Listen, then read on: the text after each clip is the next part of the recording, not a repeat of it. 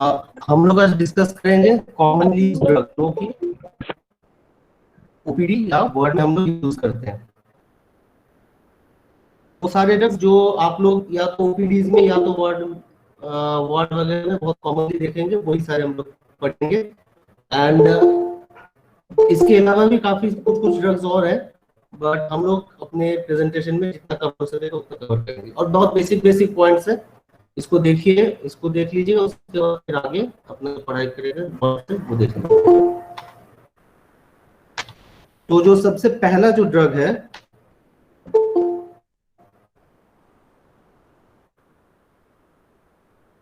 तो सबसे पहला ड्रग हम लोग पढ़ेंगे वो है पैरासिटामोल। स्क्रीन दिख रही है सबको ना? मेरी आवाज आ रही है? कोई प्रॉब्लम तो नहीं है?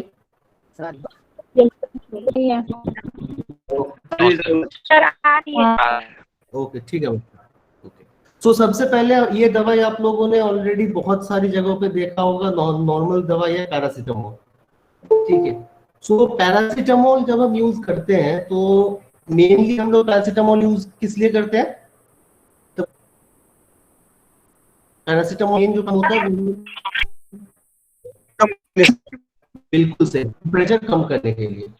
टेम्परेचर कम करने के लिए तो जो भी दवा हम लोग टेम्परेचर कम करने के लिए यूज करते हैं हम उसको बोलते हैं एंटीपायरेटिक। देखिएगा मेरे सेकंड पॉइंट पे लिखा हुआ है एंटीपायरेटिक। एंटीपायरेटिक मतलब वो दवाइयां जो फीवर के टाइम पे हम लोग देंगे, बिकॉज फीवर जो हम लोग बोलते हैं, बट उसको मेडिकल टर्म्स में हम लोग बोला जाता है पायरेक्सिया। ठीक है, तो जो पायरेक्सिया को कम करेगा एंटीपायरेटिक। एंड एक और जगह पैरासिटामोल यूज होता है। पैरासिटामोल अच्छा एनाल्जेसिक है। एनाल्जेसिक मतलब वो सारी दवाइयां जो आपके पेन को कम करेंगी। ठीक है, सो जब हम पैरासिटामोल का फर्स्ट जो यूज है, जो हम जैसे कि वो as a central analgesic action. इसका मतलब ये पेन को कम करेगी। और पेन को कम कैसे करेगी कि जो पेन का आपका थ्रेशोल्ड है, ठीक है, या इसका मतलब या जो पेन का मतलब पेन टॉलरेट करने का जो जो मतलब जिस लिमिट के बाद आप पेन को फील करना स्टार्ट करोगे, जिस लिमिट के बाद आप पेन को महसूस करोगे, उस चीज को उसका थ्रेशोल्ड बोलते हैं। तो वो थ्रेशोल्ड जो होता है वो उसको बढ़ा देगा। ठीक है, तो इस तरीके से सेंट्रल एक्शन है, तो एक सेंट्रल एनाल्जेसिक एक्शन है। दूसरा होता है ये एंटी पायरेटिक है। ठीक है, ये होगा इसके मेन दो रोल। उसके अलावा ये ओरली बहुत अच्छा एब्जॉर्प्शन होता है। कुछ दवाइयां होती है जो ओरली एब्जॉर्ब नहीं हो पाती है, उस केस में हम लोगों को उसको इंजेक्शन के फॉर्म में देना पड़ेगा या दूसरे मोड से देना पड़ेगा। बट पैरासिटामोल ओरली एब्जॉर्ब होती है, तो पैरासिटामोल का ओरल एब्जॉर्प्शन अच्छा है। नेक्स्ट जो पॉइंट है वो है ये 1/4 bound to plasma protein. Plasma protein मतलब क्या है कि जो आपके ब्लड के अंदर जो भी प्रोटीन्स होते हैं, कुछ ड्रग्स होते हैं जो जाकर के उस प्रोटीन के साथ बाइंड कर जाते हैं। ठीक है, तो जब वो प्रोटीन के साथ कोई भी ड्रग बाइंड करके रहेगा, तो आप खुद ही सोचिए, अगर आप कोई ड्रग ऐसा है जो प्रोटीन के साथ बाइंड करके है, तो उस केस में क्या होगा कि वो ड्रग का लेवल जो है, ठीक है, ब्लड में, उसका ब्लड में जो लेवल है वो धीरे धीरे कम होता जाएगा, बट वो बाउंड टू प्लाज्मा प्रोटीन रहेगा। इसका मतलब उसका एक्सक्रीशन भी धीरे धीरे होगा, तो वो जो ड्रग का एक्शन है वो ज्यादा प्रोलॉन्ग हो जाएगा। ठीक है, तो द ड्रग जो है 1/4 of the drug plasma protein के साथ बाइंड होता है। टी हाफ मतलब क्या है कि कितने लेवल, मतलब जिस लेवल से आपने स्टार्ट किया है उस लेवल से ड्रग को 50% आने में या हाफ हो जाने में कितना समय लगता है। ये हर ड्रग का टी हाफ जो होता है वो अलग अलग होता है। ठीक है, तो ये जो टी हाफ वाला जो है, ये इस ड्रग के केस में 2 से 3 घंटे का है। मतलब 2 से 3 घंटे में अगर आप 500 mg पैरासिटामोल ले रहे हो, 500 mg पैरासिटामोल अगर सर्कुलेशन में आया है, तो 2 से 3 घंटे में ये आपको हाफ हो जाएगा। इसका मतलब 250 mg हो जाएगा। ठीक है, अच्छा, उसके बाद नेक्स्ट पॉइंट क्या है कि जो भी ओरल डोज का जो इफेक्ट होता है वो 3 से 5 घंटे के बीच में स्टार्ट हो जाएगा। अच्छा, इसका एडवर्स इफेक्ट नॉर्मली बहुत सेफ ड्रग है, बट पैरासिटामोल का पॉइजनिंग होता है, और ये पैरासिटामोल का पॉइजनिंग इंडिया में तो इतना कॉमन नहीं है, लेकिन बाहर के कंट्रीज में पैरासिटामोल का पॉइजनिंग बहुत बहुत कॉमन है। बहुत सारे केसेस देखने को मिलते हैं पैरासिटामोल के पॉइजनिंग के। तो पैरासिटामोल का पॉइजनिंग तब होता है क्योंकि नॉर्मली जो था पहले ऐसा था कि पैरासीटामोल का जो मैक्सिमम सेफ डोज हम बोलते थे तो हम उसको बोलते थे 4 ग्राम्स पर डे, लेकिन वो अब चेंज हो गया है। अब हम मैक्सिमम एक दिन में 2 ग्राम तक पैरासीटामोल ही प्रेफर किया जाता है, उसके बियॉन्ड पैरासीटामोल नहीं दिया जाता है। 2 ग्राम का मतलब अगर आप 500 mg का टैबलेट ले रहे हो तो मैक्सिमम आप दिन में 4 बार खा सकते हो। इसीलिए जब भी हम किसी पेशेंट को पैरासीटामोल की दवाई देते हैं या नॉर्मली पैरासीटामोल की जो भी दवाई दी जाती है तो एक डोज से लेकर के दूसरे डोज के बीच में कम से कम 6 घंटे का डिफरेंस रखा जाता है। ठीक है, सो ये पॉइजनिंग को रोकने के लिए। एंड ये पैरासीटामोल का पॉइजनिंग बच्चों में भी बहुत कॉमन है एंड हर पॉइजनिंग के लिए एक स्पेसिफिक एंटीडोट होता है जो उस पॉइजन के अगेंस्ट काम करता है। सो इस पैरासीटामोल का जो पॉइजनिंग है इसका जो एंटीडोट है, पैरासीटामोल का पॉइजनिंग का जो एंटीडोट है वो पैरासीटामोल पॉइजनिंग का एंटीडोट है N-एसिटाइलसिस्टीन। N-एसिटाइलसिस्टीन एकदम स्पेसिफिक एंटीडोट है जो पैरासीटामोल के पॉइजनिंग में काम में आता है।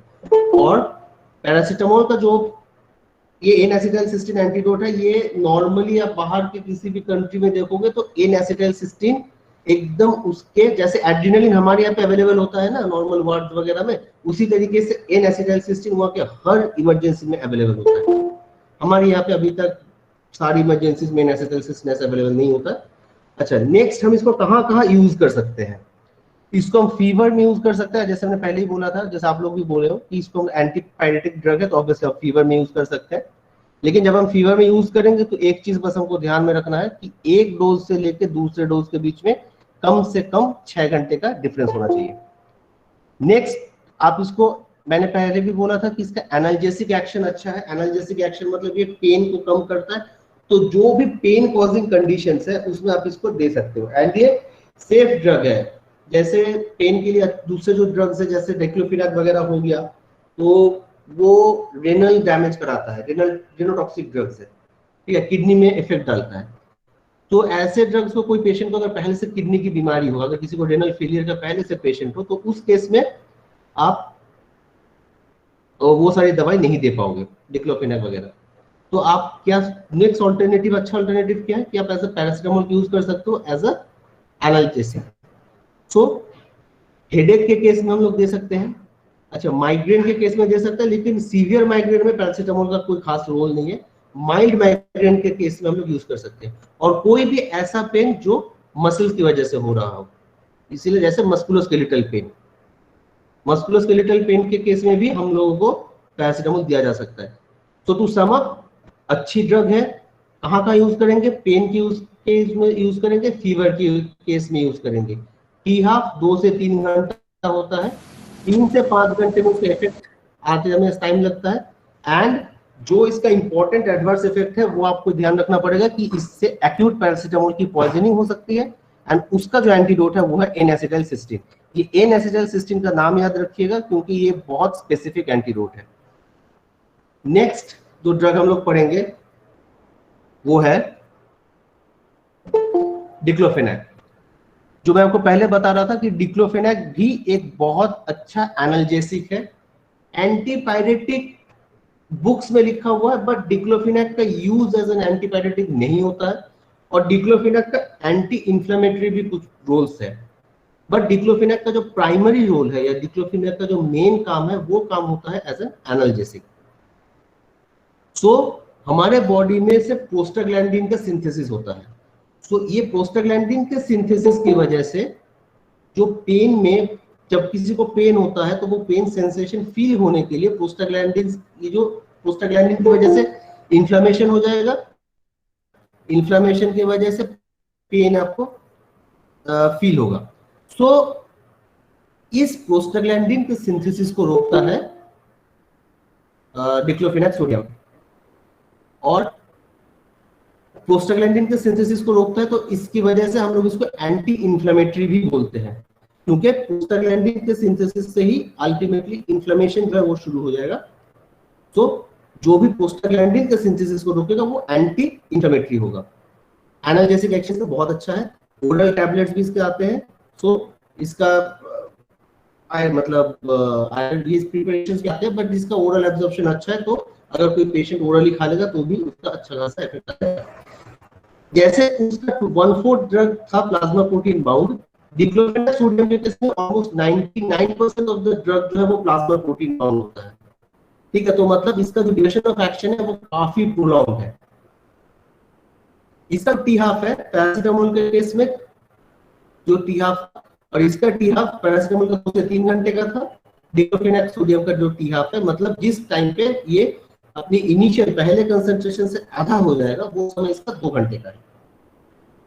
अच्छा, इसका एक्सक्रीशन का एक बहुत अच्छा पॉइंट है कि ये दोनों जगह से एक्सक्रीट होती है। इसका मतलब कि बाइल से भी एक्सक्रीट हो जाती है और ये यूरिन से भी एक्सक्रीट होती है डिक्लोफेनाक सोडियम।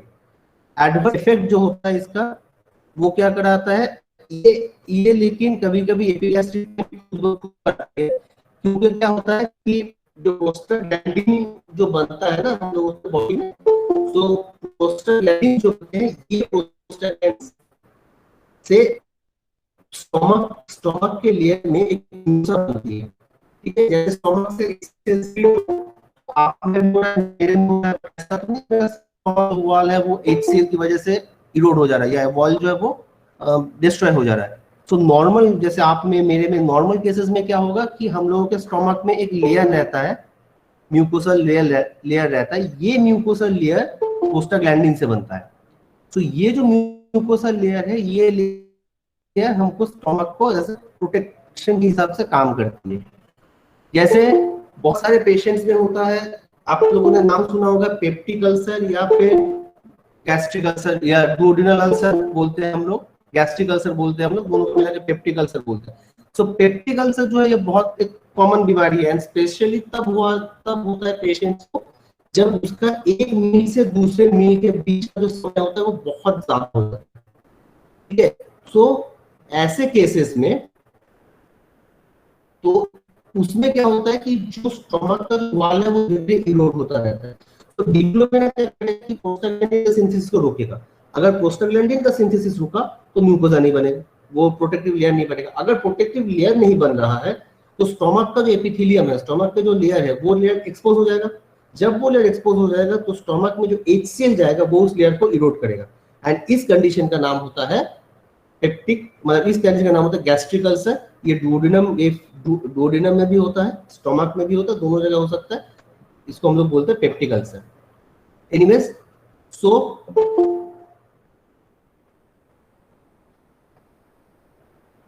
अब वॉइस क्लियर है?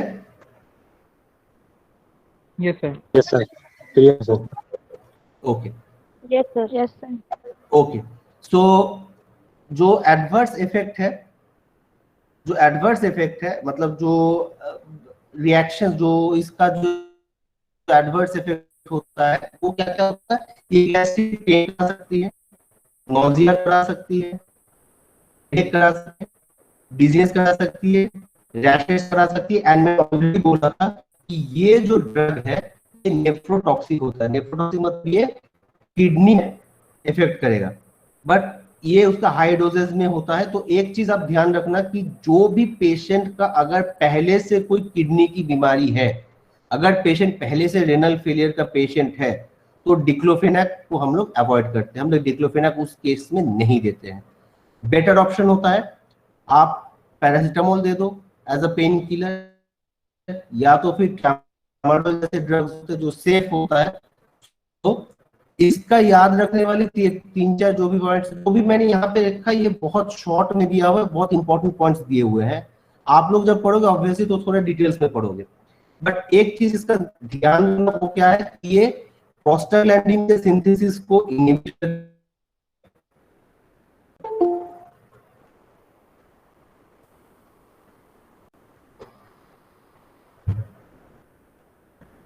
ये प्रोस्टाग्लैंडिन के सिंथेसिस को इनहिबिट करती है।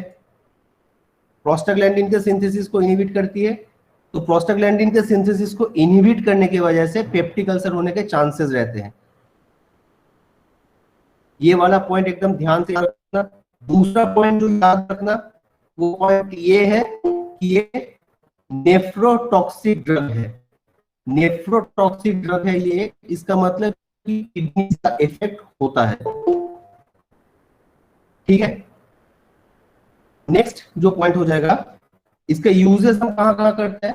इसके यूज जो भी पेन के जितने भी कंडीशन है उन सब में हम यूज करेंगे। फिर मैंने ऑलरेडी एक और पॉइंट बोला कि एंटी इंफ्लेमेटरी भी है।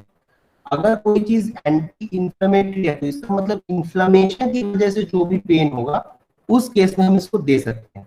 तो इंफ्लेमेशन की वजह से पेन होता है किस किस कंडीशन में, जैसे र्यूमेटॉइड अर्थराइटिस हो गया, अर्थराइटिस जॉइंट्स में र्यूमेटॉइड अर्थराइटिस होता है, ये भी एक इंफ्लेमेटरी कंडीशन है, इसकी वजह से पेन होता है, तो उस केस में आप डिक्लोफेनाक सोडियम दे सकते हो।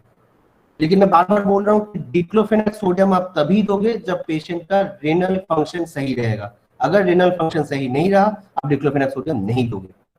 दूसरा कौन सा कंडीशन है, ऑस्टियोआर्थराइटिस। ऑस्टियोआर्थराइटिस के कंडीशन में भी आप डिक्लोफेनाक सोडियम दे सकते हो। तीसरा कौन सा कंडीशन है, एंकाइलोजिंग स्पॉन्डिलाइटिस। इससे की वजह से भी, इसमें भी जो पेन होता है वो इंफ्लेमेशन की वजह से होता है। सो इस केस में दे सकते हो। नॉर्मल जो टूथ होता है, जब मतलब नॉर्मल जो पेशेंट्स का जो दांत वगैरह में दर्द होता है उस केस में भी आप दे सकते हो। और एक और कंडीशन जहां पे आप दे सकते हो वो है रेनल कॉलिक। कोलिकी पेन क्या होता है कि कोई भी ऐसा पेन जो कोई ट्यूबुलर स्ट्रक्चर में होता है, जैसे आपके बॉडी में जो भी ट्यूब जैसे स्ट्रक्चर होते हैं ना, उस केस में अगर जहां पे पेन होता है उस पेन को हम लोग बोलते हैं कोलिकी पेन। ठीक है, तो डिक्लोफेनाक सोडियम, ये चीज आप ध्यान में रखिएगा। थर्ड ड्रग जो हम लोग पढ़ेंगे, थर्ड ड्रग पढ़ने वाले हैं, वो है बहुत कॉमन ड्रग है, आप लोगों ने काफी इसका नाम सुना होगा, एस्थलीन के नाम से आती है। ठीक है, बट उसका ट्रेड नेम है, सो हम लोग ड्रग देते हैं उसका ओरिजिनल वो नाम है, वो जो नाम है वो नाम है आपका सैल्ब्यूटामॉल।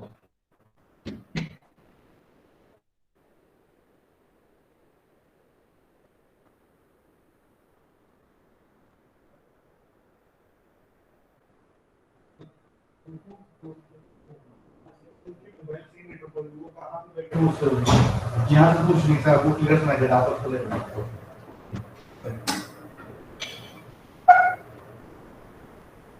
सो जो ड्रग जो हम लोग यूज करते हैं, बहुत कॉमन सा ड्रग है, उसका नाम है सैल्ब्यूटामॉल।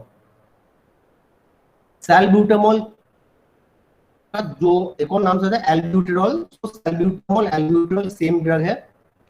सैल्ब्यूटामॉल का जो मेन काम है, जो मेन रोल है, वो है ब्रोंको डायलेशन। ब्रोंको डायलेशन मतलब कि जो भी आपका एयरवेज है, ब्रोंकस जो होता है, जो आपके लंग्स में जो जाते हैं, उनमें कभी कभी कंस्ट्रिक्शन हो जाता है, मतलब वो उसका जो एरिया है वो एरिया छोटा हो जाता है।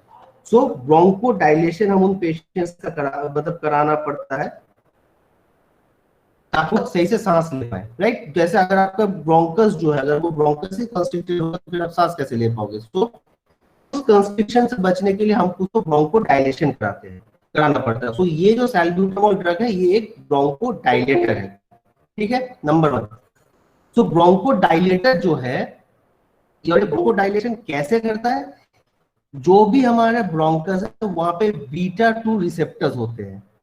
ठीक है, ये जो बीटा 2 रिसेप्टर्स होते हैं, जब ये रिसेप्टर स्टिमुलेट हो जाएगा, ठीक है, सो स्टिमुलेट हो जाएगा, सो जब ये स्टिमुलेट हो जाएगा तो बीटा 2 का स्टिमुलेशन की वजह से डायलेशन हो जाएगा। ठीक है, सो ये ब्रोंकोडायलेटर ड्रग है। ब्रोंकोडायलेटर ड्रग कैसे काम करेगी, बीटा 2 रिसेप्टर के स्टिमुलेशन से।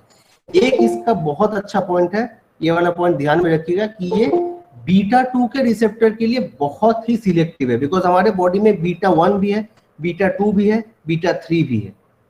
ठीक है, so beta 1, beta 2, beta 3। Beta 1 जो होता है मेनली हार्ट में पाया जाता है, बीटा 2 जो होता है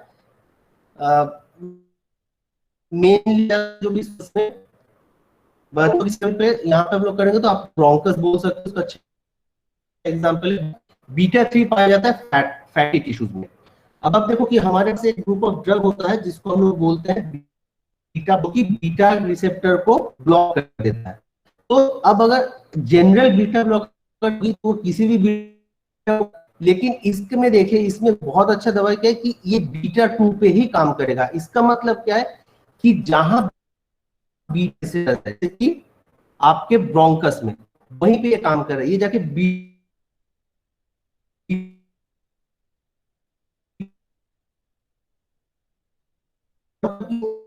लेना, ठीक है, आप उसको बीटा 2 रिसेप्टर में ही, बीटा 2 पे ही काम करेगा।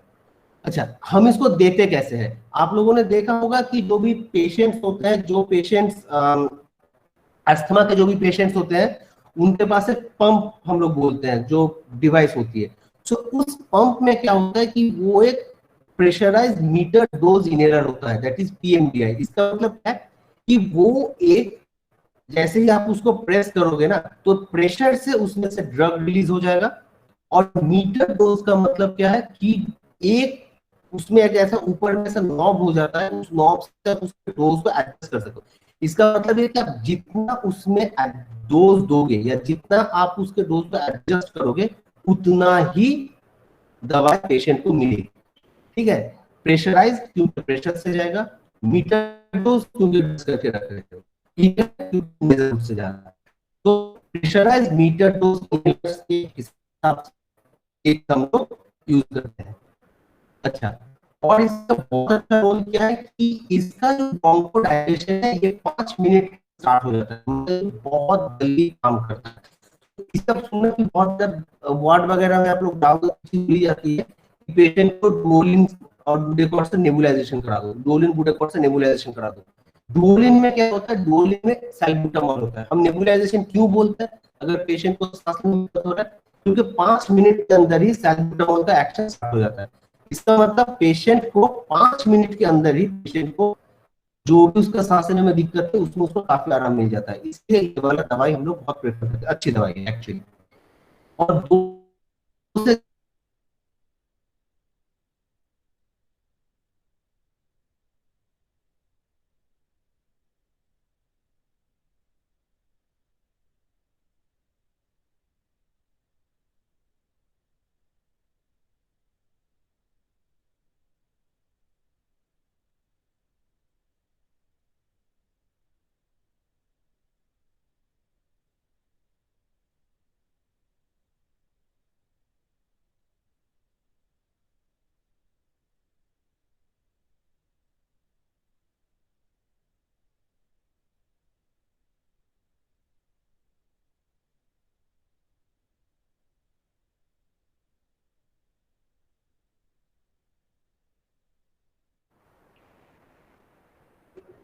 5 मिनट के अंदर इसका एक्शन आ जाता है।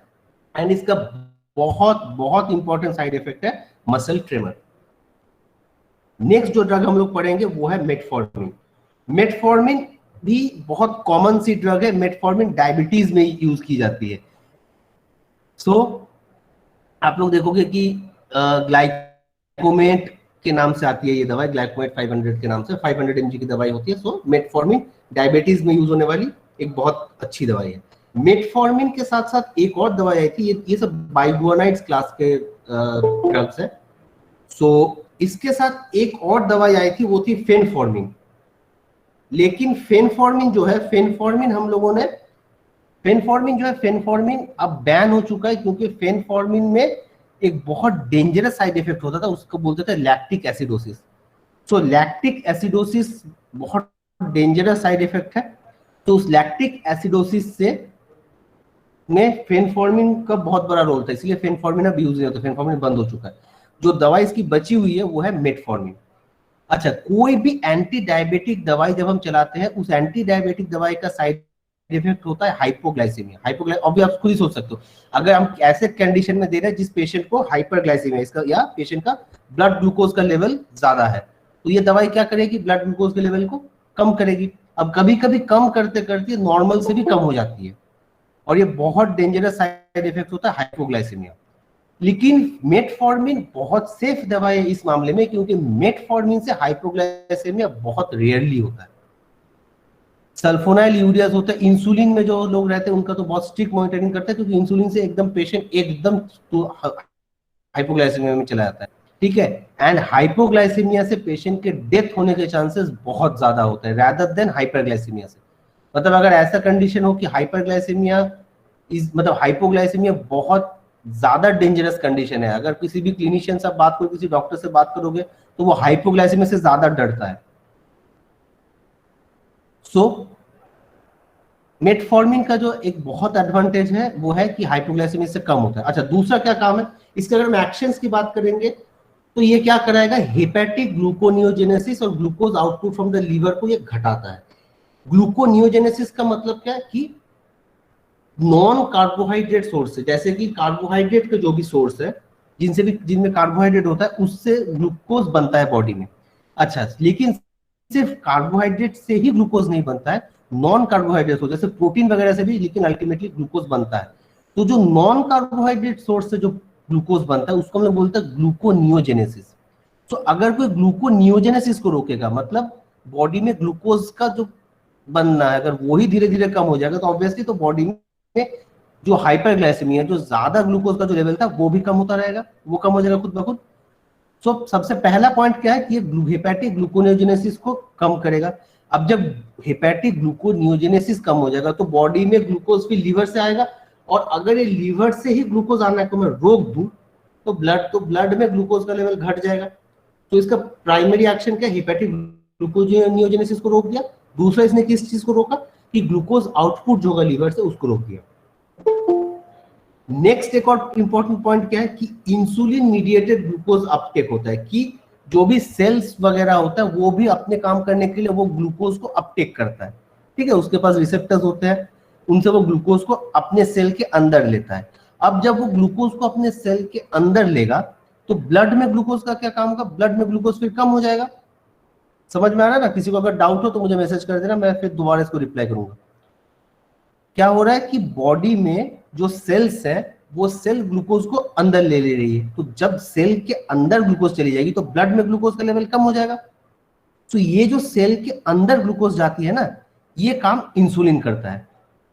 तो जब इंसुलिन करेगा तो ये इस काम को बढ़ाता है मेटफॉर्मिन। इसका मतलब ज्यादा से ज्यादा जो ग्लूकोज है वो सेल के अंदर चली जाएगी और सेल उसको यूज कर लेगा, एंड बॉडी में जो ब्लड में जो फ्री ग्लूकोज घूम रहा था वो अब कम हो जाएगा। ठीक है, सो ये दो तरीके से उसने ब्लड के ग्लूकोज को कम करता है। इसका भी ओरल एब्जॉर्प्शन बहुत अच्छा है, ये टैबलेट फॉर्म में आती भी है। इसका टी हाफ लेकिन 1.5 से 3 घंटे का है। एडवर्स इफेक्ट की अगर हम बात करेंगे, ठीक है, मेटफॉर्मिन के केस में, देखिए बाकी जब आप एंटी डायबिटिक कुछ भी पढ़ोगे तो उन एंटी डायबिटिक्स में बहुत कॉमन एडवर्स इफेक्ट होता है हाइपोग्लाइसेमिया। मैंने पहले ही बोला है कि मेटफॉर्मिन से हाइपोग्लाइसेमिया कम होता है।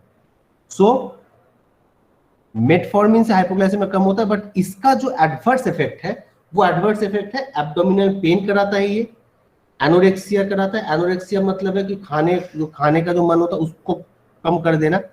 ब्लोटिंग कराता है, ठीक है, पेशेंट को एक फुलनेस जैसा लगता है। नोजिया कराता है, एक मेटालिक टेस्ट आ जाता है मुंह के अंदर, और माइल्ड डायरिया कराता है। ठीक है, सो इसका यूज जो है, इसका यूज ऑब्वियसली एंटी डायबिटिक है तो टाइप 2 डायबिटीज में यूज होता है, क्योंकि टाइप 1 डायबिटीज में तो पेशेंट को इंसुलिन पे रहता है, टाइप 2 डायबिटीज में हम मेटफॉर्मिन देते हैं। अच्छा, इसका एक और इम्पोर्टेंट ये है, मतलब यूज है, इसको ध्यान में रखिएगा, हम लोग भूल जाते हैं मेजॉरिटी टाइम पे, क्योंकि ये वैसे हम पढ़ते नहीं है। किसी फीमेल्स में पॉलीसिस्टिक ओवेरियन डिजीज होती है, ठीक है, जिसमें ओवरी में सिस्ट बन जाते हैं। अच्छा, मेटफॉर्मिन का बहुत अच्छा मेटफॉर्मिन लेकिन पॉलीसिस्टिक ओवेरियन डिजीज में भी यूज होती है। तो जब आप मेटफॉर्मिन का पढ़िएगा तो as an anti diabetic drug तो यूज होती ही है, उसके अलावा मेटफॉर्मिन पॉलीसिस्टिक ओवेरियन डिजीज में भी यूज होती है, ये वाला पॉइंट याद रखिएगा। और इसका बहुत इंपॉर्टेंट एक और इंपॉर्टेंट पॉइंट जो आप याद रखिएगा कि मेटफॉर्मिन से हाइपोग्लाइसेमिया बहुत रेयरली होता है। नेक्स्ट ड्रग जो हम पढ़ेंगे वो का नाम है एल्प्राजोलम। आपने सुना होगा, एल्प्रेक्स बोलते हैं हम लोग, एल्प्रेक्स के नाम से आती है। तो ड्रग जो है वो है एल्प्राजोलम, 0.25 mg 0.5 mg इतने डोज में आता है। अच्छा, ये क्या कराता है कि हमारे जो ब्रेन में है, तो हमारे ब्रेन में सेंट्रल नर्वस सिस्टम में, हम ब्रेन में एक चैनल होता है, गाबा चैनल, गामा एमाइनो ब्यूटाइडिक एसिड। तो ये जो गाबा का चैनल होता है ना, इस गाबा के साथ एक क्लोरीन का चैनल होता है। गाबा और क्लोरीन दोनों मिल करके एक चैनल जैसा बनाता है। तो ये जो चैनल होता है, इस चैनल को ये इनहिबिट कर देता है। ठीक है, तो गाबा एक न्यूरोट्रांसमीटर है। न्यूरोट्रांसमीटर मतलब कि आप जो मैं कोई भी काम कर रहा हूँ, ब्रेन में जो ट्रांसमिशन हो रहा है, ठीक है, कि मुझे अभी बोलना है आपको, तो क्या बोलना है, ये जो मैं देख रहा हूँ, मैं आपको बोल रहा हूँ, तो ये सारी चीजें मेरे ब्रेन में कोई ना कोई ऐसा है जो इस चीज को मेरे ब्रेन में प्रोसेस कर रही है। और आप जो सुन रहे हो, जो मैं यहाँ से आपको बोल रहा हूँ, आप सुन रहे हो, सुनने के बाद आप समझ रहे हो, तो ये सारे प्रोसेस को एक सेल से दूसरे सेल में लेके जाना पड़ेगा ब्रेन के। तो उस केस को करने वाले को हम बोलते हैं न्यूरोट्रांसमीटर। सो गाबा एक न्यूरोट्रांसमीटर है। तो अब अगर गाबा का रिसेप्टर ही ब्लॉक हो जाएगा, तो चैनल ही ब्लॉक हो जाएगा, तो न्यूरोट्रांसमीटर काम मतलब नहीं जाएगा। फिर ऐसे कंडीशन में क्या हो जाएगा, फिर ये जो आप जगे हुए हो, बात कर रहे हो, बात सुन रहे हो, ये सब चीजें नहीं हो पाएगी। तो पेशेंट को क्या होगा, फिर पेशेंट को आएगी नींद। तो एल्प्राजोलम या एल्प्रैक्स जब हम देते हैं, तो पेशेंट का सीएनएस धीरे धीरे डिप्रेस हो जाता है और पेशेंट नींद में चला जाता है। नींद की गोली हम जिसको बोलते हैं। बट ये नॉर्मल कंडीशन में हो गया। लेकिन आप लोगों को जानना है कि ये क्यों हो रहा है। ये हो इसलिए रहा है कि जो गाबा रिसेप्टर है वो रिसेप्टर ब्लॉक हो जा रहा है। इसका जो टी हाफ है वो ऑलमोस्ट 12 घंटा है। ठीक है, इसका भी मेटाबॉलिज्म होता है, वो लीवर में होता है। मेटाबॉलिज्म जब होता है किसी भी ड्रग का, क्यों होगा, क्योंकि उसको वाटर सॉल्युबल बनाना है। ड्रग जो भी आपके बॉडी में है वो एक फॉरेन सब्सटेंस है, वो बॉडी का अपना कोई चीज तो है नहीं। तो ऐसा भी नहीं हो सकता कि आपने एक ड्रग खा ली वो जिंदगी भर बॉडी में रह जाएगा, उसको बॉडी से एक्सक्रीट करना पड़ेगा, उसको बॉडी से बाहर फेंकना पड़ेगा। तो बाहर फेंकने का काम क्या होता है कि जब भी हम लोग किसी भी ड्रग को मेटाबोलाइज कर देंगे, तो फिर वो ड्रग नॉर्मल कंडीशंस में वाटर सॉल्युबल हो जाता है। तो वाटर सॉल्युबल हो जाने के बाद क्या होगा, उसको किडनी से एक्सक्रीट हो जाएगा। सो इसका जो मेटाबॉलिज्म होता है वो लीवर में होता है। मोस्ट ऑफ द ड्रग के जो मेटाबॉलिज्म होता है वो लीवर में होता है। मेटाबॉलिज्म करने के लिए लीवर में साइटोक्रोम एंजाइम्स होते हैं। तो ये जो एंजाइम्स होते हैं, इन एंजाइम्स का ये काम क्या है कि वो इस लीवर के मेटाबॉलिज्म को, मतलब ये जो मेटाबॉलिज्म है वो मेटाबॉलिज्म को कराएगा। सो इससे फायदा क्या होगा, जो ड्रग है वो आपका वाटर सॉल्युबल होगा, वाटर सॉल्युबल हो जाएगा तो फिर ये एक्सक्रीट हो जाएगा। एडवर्स इफेक्ट में याद रखिएगा। अच्छा, एक और बहुत बहुत इंपॉर्टेंट चीज मैं यहाँ पे बोल दूंगा। यहाँ पे एक एडवर्स इफेक्ट लिखा हुआ है, इंपेयरमेंट ऑफ साइकोमोटर स्किल्स। ठीक है, इसका मतलब है आप ये ड्रग किसी ऐसे पेशेंट को या ऐसे लोगों का नहीं बोलोगे जो ऐसा कोई काम करने वाला होगा उसके बाद। जैसे कि मान लीजिए ड्राइविंग, अगर कोई गाड़ी चलाने वाला हो, ठीक है, तो वैसे कंडीशन में आप उस ऐसा नहीं, क्योंकि देखो इसका टी हाफ 12 घंटे का है। ठीक है, इसका मतलब 12 घंटे पहले भी अगर उसने लिया होगा एल्प्रैक्स, ठीक है, तो ऐसा उसके ब्लड में तभी भी एल्प्राजोलम रह जाता है। मतलब ऐसा होगा कोई 3-4 घंटे पहले एल्प्रैक्स लिया हो, वो तो 3-4 घंटे मान लो कोई सो गया, वो एल्प्रैक्स लिया है, 4 घंटे पहले एल्प्रैक्स लिया, वो सो गया 2 घंटे के लिए, फिर उठ के गाड़ी चलाएगा। ये चीज कभी मत करना, ऐसे पेशेंट्स को मत देना जिसका विदिन 12 घंटे के अंदर जिस पेशेंट का को ऐसा कोई काम करना हो जिसकी वजह से उसका अटेंटिव रहना बहुत जरूरी है। ठीक है, तो ये चीज ध्यान में रखिएगा आप लोग कि इसका टी हाफ बाकी सारे ड्रग्स के टी हाफ से काफी ज्यादा है।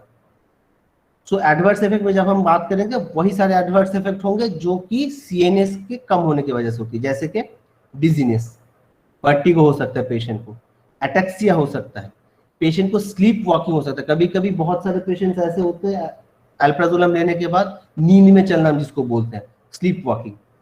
ठीक है, एक चीज मैं फिर से बोलूंगा, इसको एक चीज हमेशा ध्यान रखना, इसका टी हाफ 12 घंटे का है। बहुत बहुत इंपॉर्टेंट साइड इफेक्ट है impairment of psychomotor skills.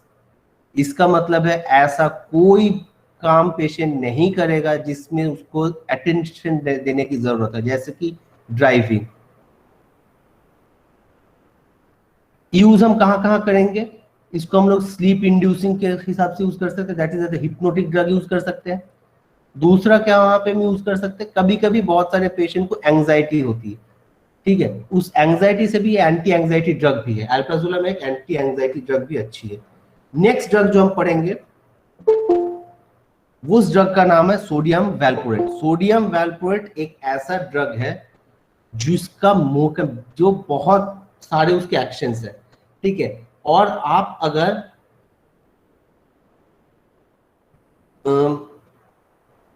Epilepsy की बात कर रहे हो किसी भी तरीके की सीजर की बात कर रहे हो, तो उस केस में सोडियम वैल्प्रोएट लेकिन एक बहुत बहुत अच्छी दवाई है।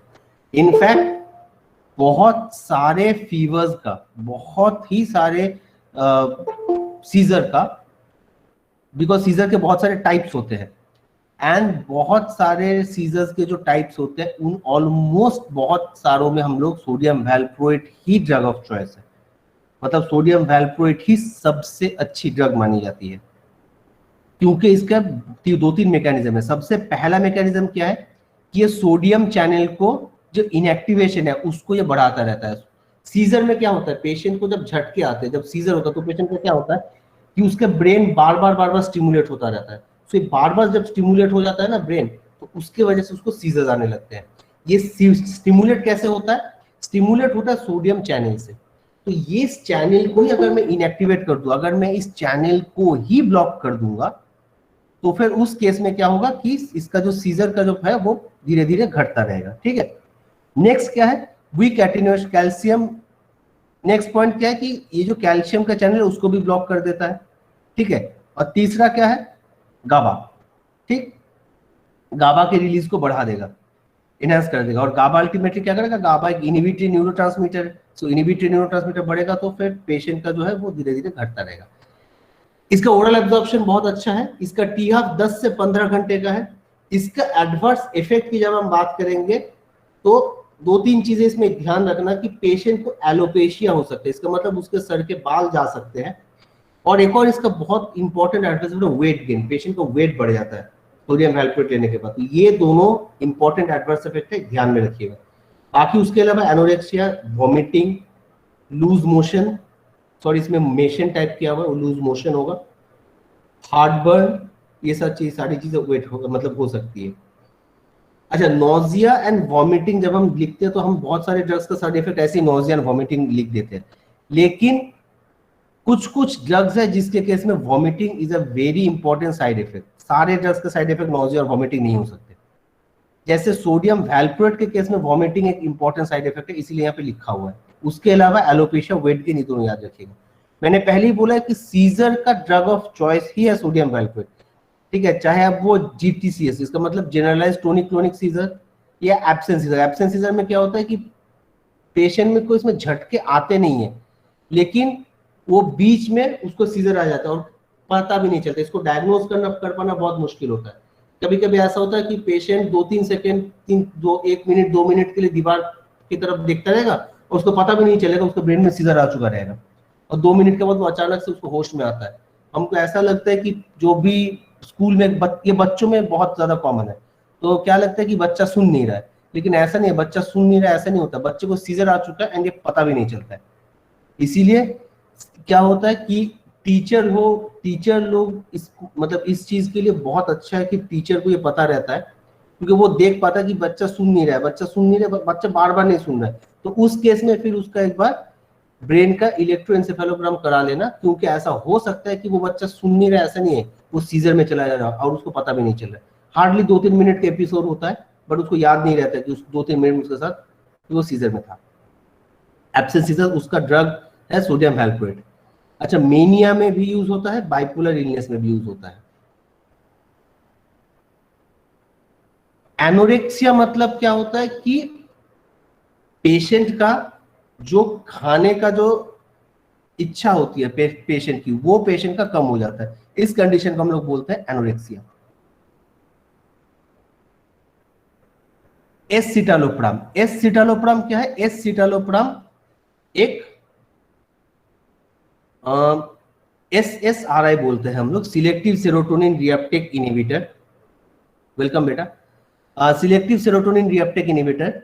तो सिलेक्टिव सेरोटोनिन रिएप्टेक इनहिबिटर ये बहुत अच्छी ड्रग है। इवन आज के समय पे एंटी डिप्रेसेंट्स जो भी होते हैं, जो भी डिप्रेशन में जो भी दवाई दी जाती है, वो डिप्रेशन में देने वाली दवाई में सबसे अच्छी दवाई अभी जो चल रही है वो है selective serotonin reuptake inhibitor, SSRI short form में बोला जाता है, फुल फॉर्म है selective serotonin reuptake inhibitor.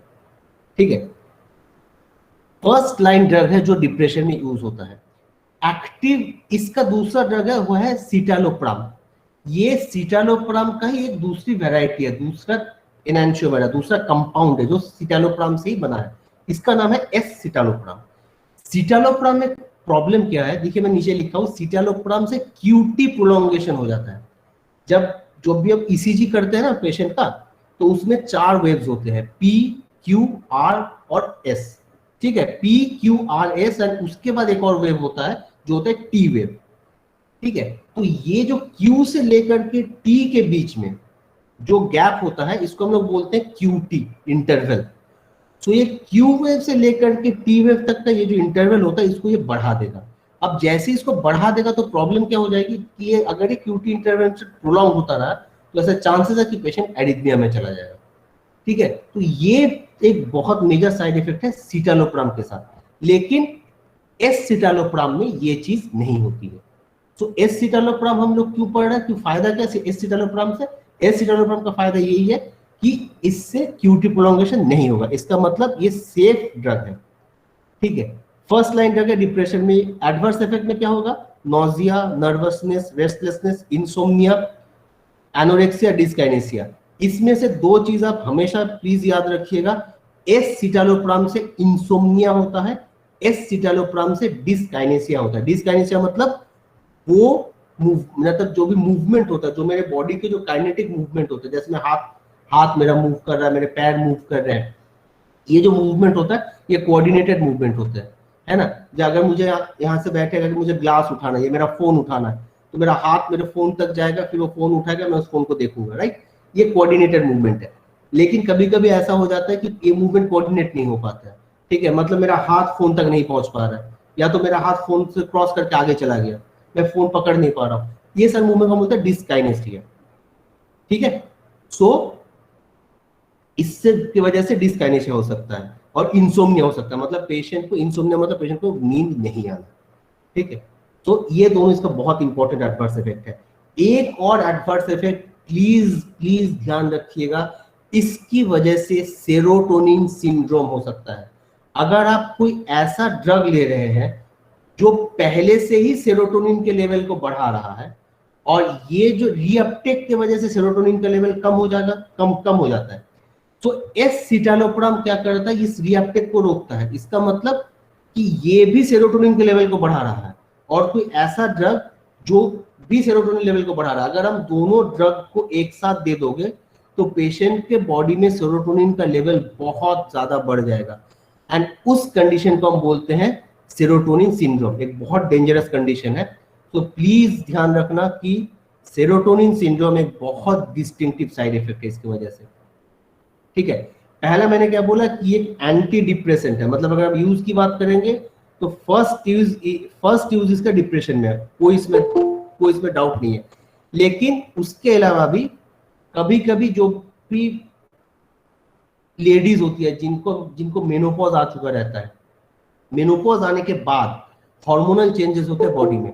Menopause आने के बाद क्या होता है कि कभी कभी पेशेंट को बहुत तेज गुस्सा आ जाता है, उसको हम लोग बोलते हैं पोस्ट मेनोपॉजल हॉट फ्लैशेस। एकदम तेज गुस्सा आएगा पेशेंट को। ठीक है, फिर वो कुछ भी बोल सकता है, बहुत किसी के साथ बहुत अच्छे से बात नहीं करता, उस कंडीशन को हम लोग बोलते हैं पोस्ट मेनोपॉजल हॉट फ्लैशेस। ठीक है, उसमें से भी ये काम करता है, उसमें से भी ये रिलीफ देता है। नेक्स्ट ड्रग क्या है? नेक्स्ट ड्रग है ट्रेमाडोल। ट्रेमाडोल भी एक एनाल्जेसिक है, बहुत कॉमन ड्रग है जो यूज होता है। हमारे पास ये ओपियोइड के 3 रिसेप्टर होता है, म्यू, कापा, डेल्टा। सो ट्रेमाडोल जो होता है ये म्यू रिसेप्टर पे सबसे ज्यादा काम करता है, कापा और डेल्टा में इसका रोल बहुत ही कम है। ठीक है, सो मेनली ये म्यू रिसेप्टर पे काम करता है। उसके अलावा क्या करता है, ये जो रीअपटेक होता है नॉरएड्रेनालिन का और सेरोटोनिन का, उसको भी ये कम कर देता है।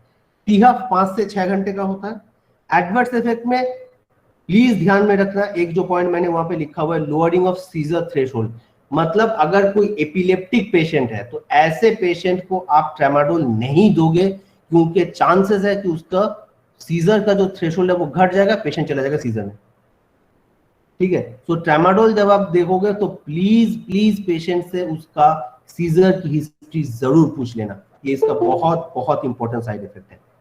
ठीक है, उसके अलावा हम लोग इसको यूज कहाँ पे करते हैं? बाकी nausea, dizziness, sleepiness, dry mouth, sweating वगैरह तो है ही, लेकिन इंपॉर्टेंट जो साइड इफेक्ट है वो है सीजर थ्रेशोल्ड को ये कम करता है। यूज हम कहाँ कहाँ करेंगे, माइल्ड टू मॉडरेट पेन में, वो मेनली हम लोग पेन के केस में इसको हम लोग देते हैं, ठीक है। उसके बाद कभी कभी किसी डायग्नोस्टिक प्रोसीजर की वजह से भी पेन हो सकता है, उस कंडीशन में भी हम इसको देंगे। नेक्स्ट ड्रग जो बहुत इंपॉर्टेंट ड्रग है जो काफी यूज होता है वो है ACE इनहिबिटर्स, एंटी हाइपरटेंसिव की बहुत अच्छी दवाई है। तो ACE इनहिबिटर के बहुत सारे ड्रग्स है, कैप्टोप्रिल, एनालाप्रिल, लिसिनोप्रिल। मैंने इसका जो प्रोटोटाइप ड्रग है कैप्टोप्रिल लिया है, उसके अलावा भी इसके काफी सारे ड्रग्स है।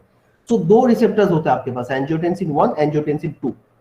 जो ACE इनहिबिटर है, जो एंजियोटेंसिन 1 से एंजियोटेंसिन 2 जो बनाता है, ठीक है, वो काम करता है एंजियोटेंसिन कन्वर्टिंग एंजाइम या ACE। ACE का फुल फॉर्म है एंजियोटेंसिन कन्वर्टिंग एंजाइम। तो ये एंजियोटेंसिन 1 से एंजियोटेंसिन 2 बनाएगा, और एंजियोटेंसिन 2 बनने के बाद फिर इसका काम मतलब एंजियोटेंसिन के जो सारे वैसोकंस्ट्रिक्शन वगैरह वो सब कुछ होता रहेगा, सोडियम एंड वाटर रिटेंशन करेगा, जिसकी वजह से बीपी और बढ़ जाएगा। ये उस एंजियोटेंसिन कन्वर्टिंग एंजाइम को रोकता है। इसका मतलब एंजियोटेंसिन 1 से एंजियोटेंसिन 2 नहीं बनेगा। तो अगर एंजियोटेंसिन 2 नहीं बनेगा तो एंजियोटेंसिन 2 की वजह से जितने भी इफेक्ट्स है वो सारे कम हो जाएंगे। 70% ऑफ द ड्रग जो होता है वो ओरली एडमिनिस्टर्ड, वो एब्जॉर्ब हो जाता है। एक बहुत अच्छा चीज क्या है कि ये ब्रेन में इसका पेनिट्रेशन बहुत कम होता है, ठीक है। इसका मतलब सेडेटिव या ऐसा कोई साइड इफेक्ट इसमें नहीं हो सकता है। टी आप इसका 2 घंटे का 6 से 12 घंटे तक इसका एक्शन करेगा। एक चीज आप इसका जरूर ध्यान रखिएगा, ये फीटोपैथिक है और ये हाइपर कैलीमिया कराता है। बहुत बहुत बहुत डेंजरस कंडीशन है कि हाइपर कैलीमिया में। तो प्लीज ये चीज ध्यान में रखना कि कैप्टोप्रिल हाइपर कैलीमिया कराता है और कैप्टोप्रिल फीटोपैथिक है। इसका मतलब क्या है कि अगर किसी भी पेशेंट को, अगर कोई ऐसा पेशेंट है जो पेशेंट का प्रेग्नेंट है, तो ऐसे कंडीशन में कैप्टोप्रिल नहीं चलाना चाहिए, ठीक है। यूज हम कहाँ करते हैं, हाइपरटेंशन में तो पहले बोला एंटी हाइपरटेंसिव, तो हाइपरटेंशन में तो डेफिनेटली यूज होता है। उसके अलावा, ठीक है, congestive heart failure, CHF, MI मतलब मायोकार्डियल इंफार्क्शन या तो हार्ट अटैक हम जिसको बोलते हैं, और diabetic nephropathy, that is diabetes की वजह से जो रेनल प्रॉब्लम्स होता है उसको हम लोग बोलते हैं डायबिटिक नेफ्रोपैथी। उस कंडीशन में भी दिया जा सकता है। नेक्स्ट ड्रग जो है लोसार्टन, वो है एंजियोटेंसिन रिसेप्टर ब्लॉकर। एंजियोटेंसिन जब, मैंने पहले बोला एंजियोटेंसिन जब 2 बनेगा वो जाकर अपने रिसेप्टर पे काम मतलब जुड़ जाएगा, और जो ऐसे ही जुड़ेगा उसके इफेक्ट स्टार्ट हो जाएंगे।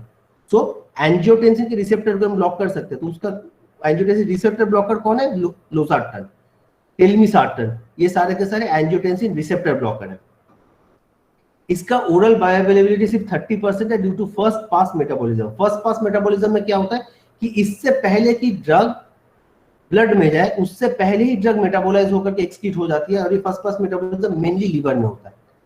Losartan active metabolism T half इसका 12 घंटा है। प्लीज इसका भी ध्यान रखिएगा कि ये ड्रग भी हाइपर कैलीमिया कराता है। और एक बहुत बहुत इंपॉर्टेंट साइड इफेक्ट है एंजियोइडिमा, ठीक है। एंजियोइडिमा, एंजियोइडिमा मतलब क्या होता है कि जो आपका लाल लाल हो जाता है एंड उसके बाद वहां पे आपको इडिमा, इडिमा मतलब उसको थोड़ा सा रेस जैसे दिखाई देगा, ठीक है, वो होता है एंजियोइडिमा। हेडेक में भी यूज कर सकते हैं, डिजीनेस, वीकनेस सब कुछ कराता है ये। यूजेस मैंने पहले बोला हाइपरटेंशन में यूज होता है, फिर मायोकार्डियल इंफार्क्शन वगैरह में, CHF में, डायबिटिक नेफ्रोपैथी में। बेटा CHF होता है congestive heart failure. Congestive heart failure मतलब क्या होता है कि जैसे आपके हार्ट के 4 हो गए, 4 चेंबर्स है, ठीक है। एक एट्रिया, राइट साइड में 2 चेंबर्स है, एक एट्रिया एक वेंट्रिकल, ठीक है। लेफ्ट साइड में भी 2 चेंबर्स है, एक एट्रिया एक वेंट्रिकल, राइट, मतलब right atrium right ventricle, left atrium left ventricle.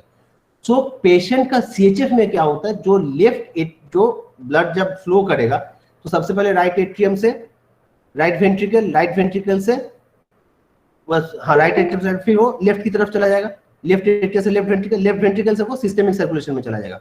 CHF condition में क्या होता है कि पेशेंट का जो वेंट्रिकल्स है ना, ये वेंट्रिकल्स फेल कर जाता है। तो जब वेंट्रिकल फेल कर जाता है तो पेशेंट को क्या होता है कि जितना अमाउंट ऑफ ब्लड उसका जाना चाहिए उतना अमाउंट ऑफ ब्लड जाता नहीं है। तो पेशेंट का जो सर्कुलेशन में, नॉर्मली बॉडी में 5 लीटर ब्लड होता है, लेकिन CHF के पेशेंट्स में ये अमाउंट कम हो जाएगा क्योंकि उसका वेंट्रिकल काम नहीं कर रहा है। तो जैसे ही नहीं काम करेगा ना, तो पेशेंट का क्या हो जाता है, ऐसे में धीरे धीरे चांसेस होता है कि पेशेंट का हार्ट पूरी तरीके से कंजेस्टिव हार्ट फेलियर CHF में होता है, ऐसे full heart failure, full blown heart failure हो जाए एवं पेशेंट की डेथ हो जाए। तो CHF का मतलब है congestive heart failure. Clinical terms में CHF का मतलब होता है लेफ्ट वेंट्रिकल जो होता है वो अपना काम नहीं कर रहा है, ठीक है, और ऐसे कंडीशन में पेशेंट का सर्कुलेटिंग वॉल्यूम गिर जाता है एंड पेशेंट का कोलैप्स होने का या पेशेंट की डेथ होने के बहुत ज्यादा चांसेस रहते हैं। नेक्स्ट ड्रग जो होता है वो होता है ग्लिसरॉल ट्राइनाइट्रेट, GTN बोलते हैं। हम लोग कभी कभी बोलते हैं, देखोगे कि पेशेंट को जब एंजाइनल पेन होता है या पेशेंट को जब बोलते हैं कि चेस्ट में पेन हो रहा है, तो कभी कभी हम उसको बोलते हैं दवाई खा लेने का, बहुत सारे जाते हैं। GTN का प्रोटोटाइप ड्रग है, आइसोसॉर्बिक मोनोनाइट्रेट, आइसोसॉर्बिक डाइनाइट्रेट, ये सारे ग्रुप्स को नाइट्रेट्स बोलते हैं। तो हम लोग बोलते हैं कि पेशेंट को जीभ के नीचे दवाई रख लेना, तो जीभ के नीचे दवाई वाली होती है ना, वो ये वाली होती है GTN। ये नाइट्रिक ऑक्साइड को बढ़ाता है। ये जो नाइट्रिक ऑक्साइड बढ़ेगा, लेवल बढ़ेगा, ये अल्टीमेटली क्या करेगा कि वैसोडाइलेशन करवा देगा। वैसोडाइलेशन कराने के वजह साइक्लिक GMP बढ़ेगा, उसकी वजह से वैसोडाइलेशन करा देगा, ठीक है, रिलैक्सेशन हो जाएगा, तो इसके ताकि ज्यादा से ज्यादा ब्लड पहुंच पाए। अच्छा, इसका भी एक चीज इसमें बहुत ध्यान में रखना कि ग्लिसरॉल ट्राइनाइट्रेट का बहुत एक्सटेंसिव फास्ट फास्ट मेटाबॉलिज्म होता है। इसका मतलब काम करने से पहले ही वो ड्रग मेटाबोलाइज हो जाती है। तो ऐसे कंडीशन में इसलिए हम उसको जीभ के नीचे रखने के लिए बोलते हैं, ताकि जीभ के नीचे जो वेन्स है ना, उसके थ्रू ये डायरेक्टली ब्लड में पहुंच जाए।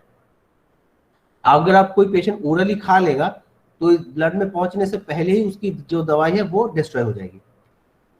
ग्लिसरॉल ट्राइनाइट्रेट का बहुत बहुत इंपॉर्टेंट साइड इफेक्ट है, प्लीज इसको ध्यान में रखना। ये एक थ्रॉबिंग हेडेक कराता है, मैंने पहले ही बोला है कि ये वैसोडाइलेशन करा देगा। तो वैसोडाइलेशन की वजह से जितने साइड इफेक्ट्स हो सकते हैं, ज्यादा खून आने की वजह से सब होगा। जैसे दिमाग में वैसोडाइलेशन हो जाता है तो हम लोग तो उस केस में माइग्रेन का ही पैथोफिजियोलॉजी है, तो थ्रॉबिंग हेडेक हो जाएगा, फ्लशिंग हो जाएगी, वीकनेस हो जाएगा। एक चीज बिल्कुल ध्यान में रखना जब आप लिखोगे इस दवाई के बारे में, इस दवाई को आप ऐसे किसी दवाई के साथ नहीं दोगे जो इसी तरीके से वैसोडाइलेशन कराता है, जैसे कि सिल्डेनाफिल या कोई भी फॉस्फोडाइस्टरेस 5। तो क्या होता है पता है, ये भी वैसोडाइलेशन कराएगा, ग्लिसरॉल ट्राइनाइट्रेट भी वैसोडाइलेशन कराएगा, पूरा का पूरा वैसोडाइलेट हो जाएगा, तो सरफेस एरिया ज्यादा हो जाएगा। अब इंस्टेड ऑफ ब्लड क्या हो जाएगा कि ब्लड हार्ट में जाने से पहले, मतलब हार्ट में जाने की जगह ब्लड क्या होगा ना, पेरिफेरी में पूल हो जाएगा, पेरिफेरी में सारे ब्लड रह जाएंगे, हार्ट में ब्लड पहुंचेगा नहीं। और जैसे हार्ट में ब्लड नहीं पहुंचेगा ना, पेशेंट को एकदम डेंजरस एक हाइपोटेंशन हो जाएगा एंड पेशेंट वहीं पे मर जाएगा। सो प्लीज ध्यान में रखना है कि कोई भी ऐसा ड्रग सिल्डेनाफिल या कोई अदर फॉस्फोडाइस्टरेस 5 के साथ हम ग्लिसरॉल ट्राइनाइट्रेट कभी नहीं देते हैं। यूजेस कहाँ पे होता है, जैसे मैंने पहले ही बोला है, हाँ बेटा सब लिंगुअल देंगे, क्योंकि सब लिंगुअल देने की वजह से क्या होता है, जैसे तुम सब लिंगुअल दोगे तो फिर वो वहीं से नीचे लिंगुअल वेन्स होता है, उस लिंगुअल वेन से वो डायरेक्टली ब्लड में पहुंच जाएगा। अगर कोई ओरली लेने जाएगा तो फिर वो दवा इफेक्टिव नहीं होती है, इसीलिए हम उसको सब लिंगुअल देते हैं। यूजेस क्या है, एंजाइना पेक्टोरिस, ACS या इसका मतलब एक्यूट कोरोनरी सिंड्रोम, MI के पेन में भी दे सकते हैं, कंजेस्टिव कार्डियक फेलियर में भी दे सकते हैं, अगर लेफ्ट वेंट्रिकल एक्यूट फेलियर हो तो भी दे सकते हैं, ठीक है। बिलियरी कोलिक, इसका मतलब अगर जो आपका बाइल ट्रैक्ट है अगर उसमें कोलिक आ गया, स्पैज्म आ गया, उसमें भी आप दे सकते हो, क्योंकि मैंने पहले बोला कि डायलेट करेगा। इसोफेजिक स्पैज्म में भी दे सकते हो। उसके अलावा ग्लिसरॉल ट्राइनाइट्रेट को हाँ हार्ट अटैक में वही है, एमआई मायोकार्डियल इन्फेक्शन, इसका मतलब हार्ट अटैक। सो साइनाइड पॉइजनिंग में भी ग्लिसरॉल ट्राइनाइट्रेट दिया जाता है। इसका मैकेनिज्म अभी उतना डिटेल्स पढ़ने की जरूरत नहीं है, बस ये है कि साइनाइड पॉइजनिंग में ग्लिसरॉल ट्राइनाइट्रेट को यूज करते हैं। नेक्स्ट एक ड्रग है, बहुत इंपॉर्टेंट ड्रग है, एटोरवास्टैटिन, स्टैटिन्स बोलते हैं हम इसको। ये बॉडी में जो लिपिड है उस लिपिड को कम कर देता है, ठीक है। कम कैसे करता है, एक एंजाइम होता है HMG CoA, ठीक है। HMG CoA का फुल फॉर्म है 3 हाइड्रोक्सी 3 मिथाइल ग्लूटाराइल कोएंजाइम में, शॉर्ट फॉर्म में हम बोलते हैं HMG CoA। ये क्या कर, इसकी वजह से अल्टीमेटली HMG CoA से बनता है कोलेस्ट्रॉल। तो अगर आप इस को रोक दोगे, HMG CoA को ही रोक दोगे, तो कोलेस्ट्रॉल बॉडी में बनेगा नहीं। तो जो हाइपर कोलेस्ट्रॉल जिसके केस में होता है उसमें हम ये ड्रग को देते हैं। बहुत ही अच्छी ड्रग है ये। इनफैक्ट आप इतना देख सकते हो कि LDL या जो हम लोग जिसको खराब कोलेस्ट्रॉल बोलते हैं, लो डेंसिटी कोलेस्ट्रॉल जो होता है, एलडीएल के लेवल को ये 55 से 60% तक कम कर देती है। मैक्सिमम 80 mg दिया जाता है, तो अगर आप 80 mg किसी को दे दोगे, हालांकि 80 mg से कम में ही काम करता है, 40-50 mg में 40 mg में ये अच्छा खासा काम करता है।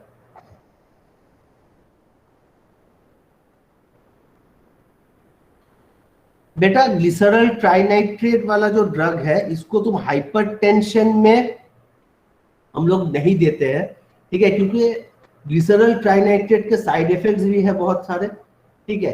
तो ये अच्छा काम करता है कोरोनरी वेसल्स में, जनरलाइज वेसल्स में इसका इतना अच्छा रोल नहीं है। आपके पास बहुत सारे अच्छे ड्रग्स हैं जो काम करते हैं हाइपरटेंशन में, ठीक है, तो उसके लिए आपको जीटीएन ग्लिसरल ट्राइनाइट्रेट देने की कोई जरूरत ही नहीं पड़ती है। एटोर्वास्टैटिन का जो कोलेस्ट्रॉल का लेवल है वो 55 से 60% तक कम कर देता है 80 mg में, ठीक है, उससे कम में काम करना स्टार्ट कर देता है। प्लाज्मा टीआरपी इसका 14 से 18 घंटे का है।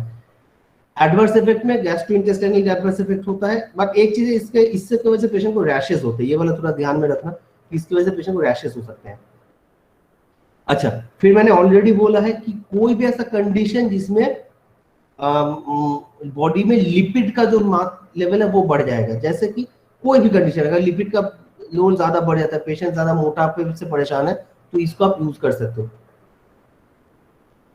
एथेरोस्क्लेरोटिक ड्रग है, एथेरोस्क्लेरोसिस की वजह से कोई भी कार्डियोवास्कुलर उसमें भी दे सकते हो, बाकी एमआई एक्यूट कोरोनरी सिम्पटम्स इसमें चलते ही रहते हैं। एम्लोडिपिन, एम्लोडिपिन बहुत इंपॉर्टेंट ड्रग है, कैल्शियम चैनल ब्लॉकर है ये भी एंटी हाइपरटेंसिव ड्रग है, अच्छी ड्रग है एंटी हाइपरटेंसिव में, वर्ड्स में बहुत ज्यादा चलता है, 5 mg 10 mg की टैबलेट आती है, एमलॉन्ग के नाम से आती है, एमलो के नाम से आती है।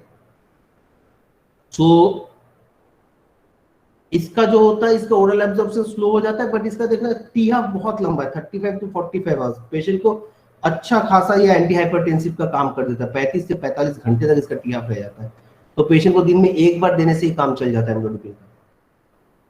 एडवर्स इफेक्ट में क्या होता है, palpitation, flashing, headache, obviously postural distress, ये सब कुछ यूज है। मैंने पहले बोला कि हाइपरटेंशन में इसका प्राइमरी यूज होता है, अदर देन दैट कभी कभी एंजाइनल पेन में भी हम यूज कर सकते हैं, बट एंजाइनल पेन के लिए ज्यादा अच्छा ड्रग है आपका ट्राइनाइट्रेट, ग्लिसरल ट्राइनाइट्रेट, जो हमने अभी पढ़ा।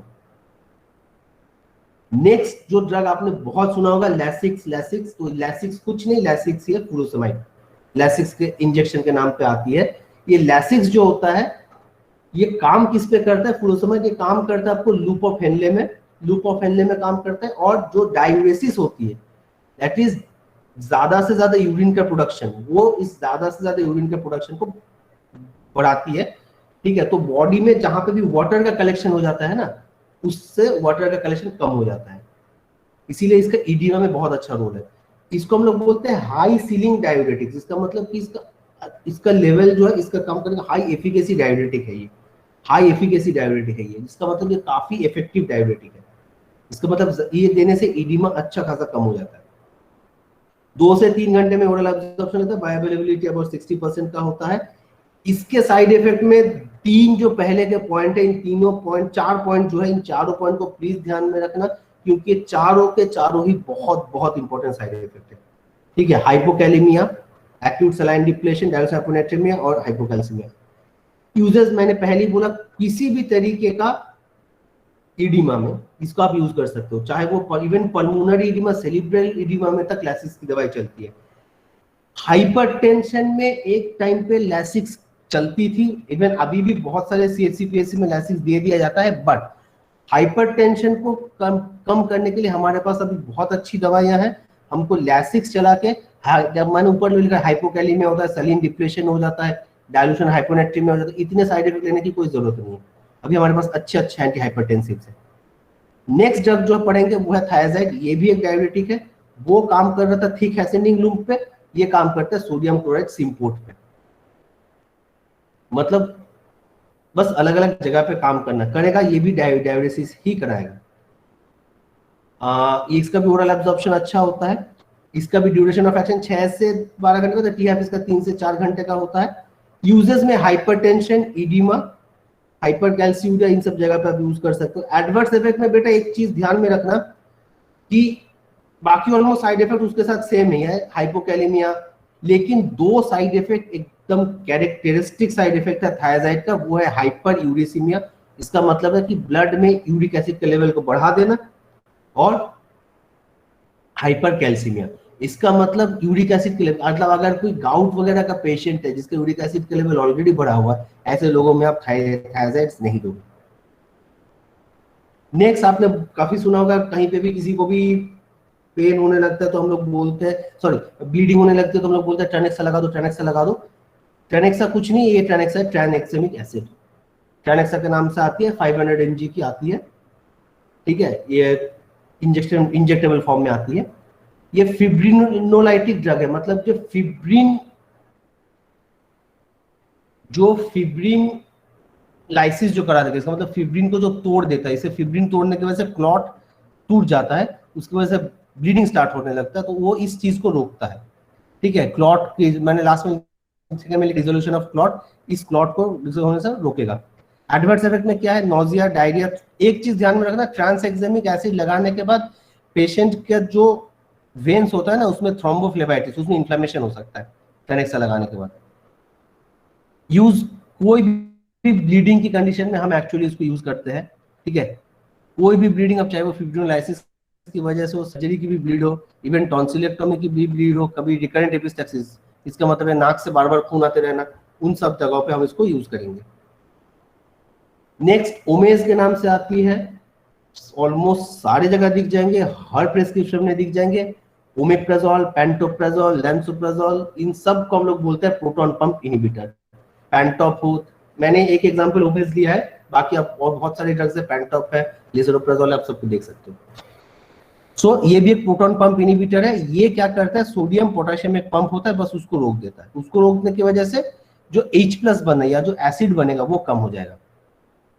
एक चीज ध्यान में रखना, जब भी किसी पेशेंट को प्रोटॉन पंप इनहिबिटर चलाओगे तो उसके प्रोटॉन पंप इनहिबिटर हमेशा खाली पेट में दिया जाता है, एंड वो दवाई लेने के 1 घंटे के बाद हम उसको खाने के लिए बोलते हैं, ठीक है। मतलब दवाई लेने से खाने के बीच में 1 घंटे का फर्क होना चाहिए, क्योंकि खाने के बाद ये दवाई नहीं लेनी चाहिए, क्योंकि इसका जो बायोअवेलेबिलिटी है, इसका मतलब इसका जो ड्रग जो सोल्यूशन मतलब एब्जॉर्ब होने के लिए जाएगा वो बहुत कम हो जाता है खाना खाने के बाद। यहाँ इसका 1 से 2 घंटे का है। एडवर्स इफेक्ट नॉर्मली बहुत सेफ ड्रग है, बट छोटे मोटे एडवर्स इफेक्ट होते हैं, जैसे बट रेयरली होते हैं, nausea, loose stool, headache, abdominal pain. ये एक एंजाइम इनहिबिटर है। मैं एंजाइम इनहिबिटर के बारे में पहले ही बोल रहा था जब मैं वहां पे पढ़ा, जब मैं पहले वाले को बता रहा था कि ये एंजाइम्स ड्रग के मेटाबॉलिज्म को काम करता है, तो ये उस एंजाइम को इनहिबिट कर देता है। पेप्टिक अल्सर के केस में, गैस्ट्रोएसोफेजियल रिफ्लक्स डिजीज या ज़ोलिंगर-एलिसन सिंड्रोम, इन तीनों के केस में जो H+ है उसका लेवल बढ़ जाता है। तो मैंने पहले बोला कि H+ को ये कम कर देगा, तो उस केस में हम लोग उसको दे सकते हैं। नेक्स्ट, ये भी आपने बहुत ज्यादा पढ़ा होगा, बहुत कॉमन ड्रग है, एमॉक्सिक्लेव के नाम से आती है, ठीक है। एमॉक्सिसिलिन की दवाइयां हैं। ये सब एमॉक्सिसिलिन जो भी है, ये आपका ये एमॉक्सिसिलिन हो गया, एम्पिसिलिन हो गया, ये सारे अमाइनो पेनिसिलिन ग्रुप के आते हैं। पेनिसिलिन है, पेनिसिलिन का भी नया ग्रुप बना है अमाइनो पेनिसिलिन, उसमें आते हैं, ठीक है। एक्शन इसका ये क्रॉस लिंक, जो नाम जो सेल वॉल बनने के टाइम पे जो क्रॉस लिंकिंग होता है उसको ये खत्म कर देता है, जिसकी वजह से इसका जो सेल वॉल है वो सेल वॉल टूट जाता है, तो वो जो ऑर्गेनिज्म जो वो मर जाता है। ओरल एब्जॉर्प्शन इसका अच्छा होता है क्योंकि इसके टैबलेट्स वगैरह भी आते हैं। इसका बहुत बहुत बहुत बहुत इंपॉर्टेंट साइड इफेक्ट है हाइपर सेंसिटिविटी रिएक्शन। पेशेंट को, अगर पेशेंट सेंसिटिव है पेनिसिलिन ग्रुप के लिए, तो आप इस दवाई को अवॉइड करोगे, नहीं तो पेशेंट को डेंजरस हाइपर सेंसिटिविटी रिएक्शन हो जाती है एंड पेशेंट को जान पहुंचा सकती है। बहुत डेंजरस होता है, और बहुत सारे लोग होते हैं जो पेनिसिलिन की दवाइयों से सेंसिटिव होते हैं। इसीलिए हम लोग पेनिसिलिन देने से पहले एक हल्का सा छोटा सा टेस्ट डोज देके देखते हैं। फुल डोज देने से पहले छोटा सा 1 ml 0.5 ml टेस्ट डोज, अगर उसमें थोड़ा सा भी उसको इचिंग हो जाता है या रेडनेस हो जाता है तो फिर हम पेनिसिलिन नहीं देते, ठीक है। इसका एक इंटरेक्शन हो जाता है कि अगर आप हाइड्रोकॉर्ड के साथ एमॉक्सिसिलिन दे दोगे तो फिर दे दोगे तो फिर उसका जो एम्पिसिलिन के केस में है तो उसका वो इफेक्ट खत्म हो जाता है। यूजेस क्या है, बहुत सारी जगह पे यूज होता है, जैसे upper respiratory tract infection, urinary tract infection, meningitis में, गोनोरिया में, सब एक्यूट बैक्टीरियल एंडोकार्डाइटिस में, कोलेसिस्टाइटिस में, बहुत सारे कंडीशन में एमोक्सिसिलिन यूज होता है। नेक्स्ट बहुत कॉमन दवाई है आज के मार्केट में, अभी के मार्केट में, ceftriaxone. Ceftriaxone third generation cephalosporin है। इसका भी जो एक्शन है वो भी क्रॉस लिंकिंग ही सेम है। ये सेफ्ट्रैक्सोन, पेनिसिलिन, ये सब को हम लोग बीटा लैक्टम के अंदर बोलते हैं। बस इसमें फायदा क्या, इसका longer duration of action 8 hours तक का है और उसका सीएसएफ में पेनिट्रेशन अच्छा है। इसीलिए हम लोग सेफ्ट्रैक्सोन को ना कोई ब्रेन के कंडीशन, मेनिंजाइटिस के कंडीशन में तक हम लोग सेफ्ट्रैक्सोन को बहुत अच्छी ड्रग मानी जाती है क्योंकि सीएसएफ में उसका पेनिट्रेशन अच्छा होता है। ठीक है। एडवर्स इफेक्ट में पेन हो जाता है पेशेंट को आईएम इंजेक्शन लगाने के बाद, हाइपरसेंसिटिविटी, ब्लीडिंग हो सकती है। यूज में मेनिंजाइटिस, एंटेरिक फीवर तो याद रखिएगा क्योंकि एंटेरिक फीवर, मेनिंजाइटिस, इन दोनों का तो ऑलमोस्ट ड्रग ऑफ चॉइस ही है। एंटेरिक फीवर का तो ड्रग ऑफ चॉइस है ही। एंटेरिक फीवर मतलब तब इसको टाइफाइड बोलते हैं, that is enteric fever. Gonorrhoea, respiratory infections, इन सब जगह पे हम इसको दे सकते हैं।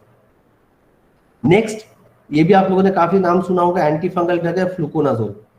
फ्लुकोनाजोल ये एक वाटर सोल्यूबल एंटी फंगल है, ट्रायाजोल ग्रुप के अंदर आता है।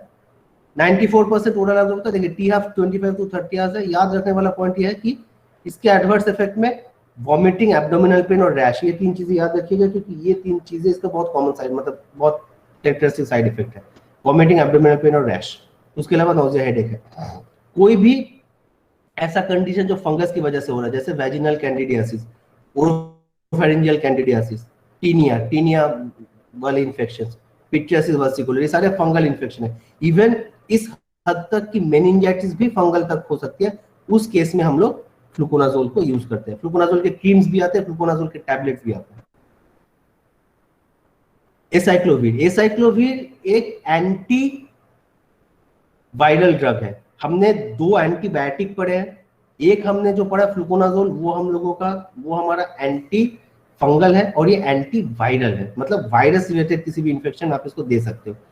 नॉर्मली एंटी हार्पिस वायरस की वजह से, हार्पिस वायरस का अगेंस्ट ये बहुत अच्छा काम करता है। हार्पिस वायरस का जो डीएनए पॉलीमरेज है, जिसकी वजह से डीएनए का सिंथेसिस, उसी को ये रोक देता है। ठीक है। तो डीएनए का सिंथेसिस, अगर डीएनए नहीं होगा तो अल्टीमेटली वायरस जो है वो मर जाएगा।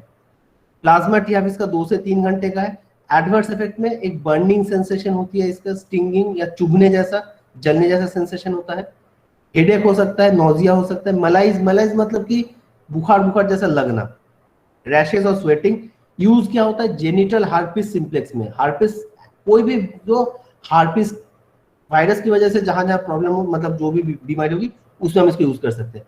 जेनिटल हार्पिस सिंप्लेक्स हो जाएगा, म्यूकोक्यूटेनियस हो जाए, इवन इस हद तक कि अगर हार्पिस की वजह से एंसेफेलाइटिस हुआ है ना, तो भी एसाइक्लोविर एक बहुत बहुत अच्छी ड्रग है एंसेफेलाइटिस के कंडीशन में भी।